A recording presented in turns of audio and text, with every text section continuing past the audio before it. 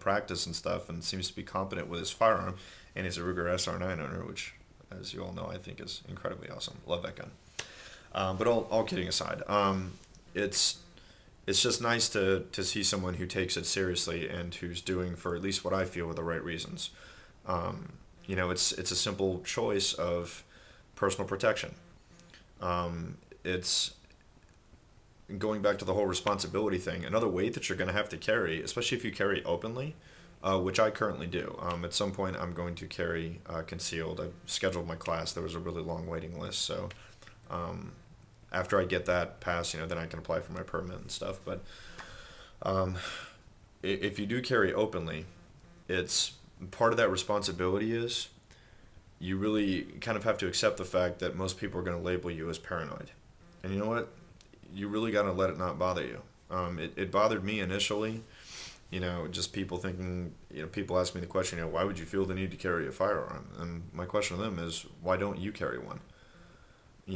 Every time I watch the news, and I watch it every day. There's a TV monitor at my desk. It's part of my job to monitor a news station. But I really don't remember the last time that I watched the news where I didn't see some story about some nutball going into a building with an assault rifle or something and just blowing away innocent people, or a home invasion, or just something involving some jackass with a gun cutting loose on people for no reason, and not in a self-defense situation, just some person shooting at people who don't have guns and aren't presenting a threat to them.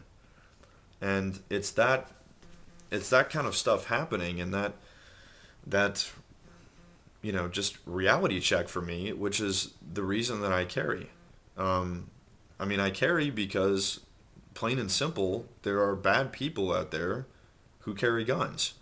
And those bad people seem to have the intention to want to hurt the not so bad people.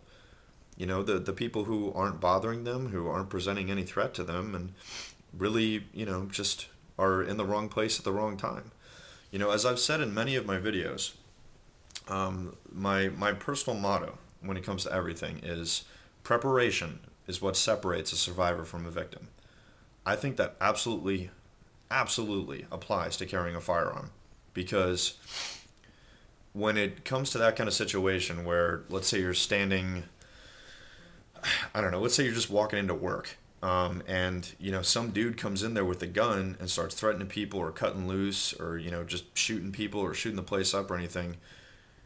I'm not telling you guys to carry at work. Don't get me wrong. I don't carry at work. I can't. I work in a federal building, but it's unless you have a firearm, there really isn't a whole lot you can do to protect yourself in that kind of situation. If you don't have a gun and the other guy's got a gun, his life is basically up to you, as long as he hits what he aims at. If he wants to kill you, he'll kill you.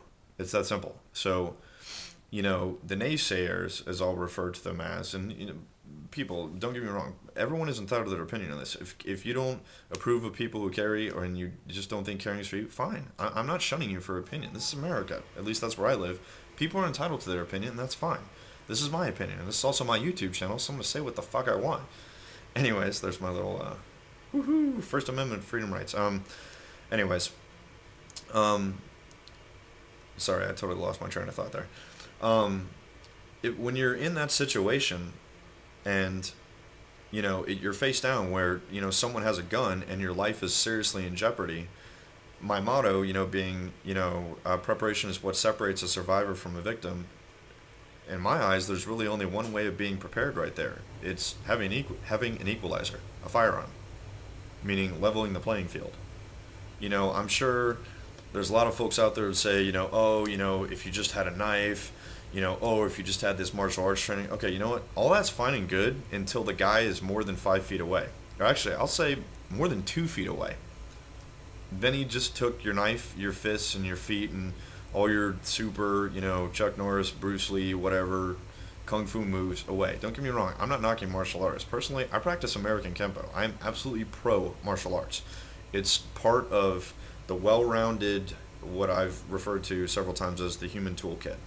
That it's a skill like anything else, but The mentality that martial arts is a substitute for carrying a firearm, I think, is flat out stupid and completely unrealistic. I have the utmost respect in the world for martial artists, but here's the problem. Most of the martial arts that are taught out there were invented centuries ago, as in before there were guns. Some styles of kung fu, for example, are like 1,000 years old. They didn't have firearms back then at all. They hadn't even, I don't even think they'd discovered gunpowder yet. So the mentality that, that a martial art is an end all be all, against a firearm, that's completely not true. In some situations, absolutely. Yes, it's incredibly helpful and it's something that you absolutely would want in your human toolkit. But saying that or a knife is the end all be all answer to somebody with a gun, I'm sorry, that's simply not true. That's if you've got that mentality, you know what?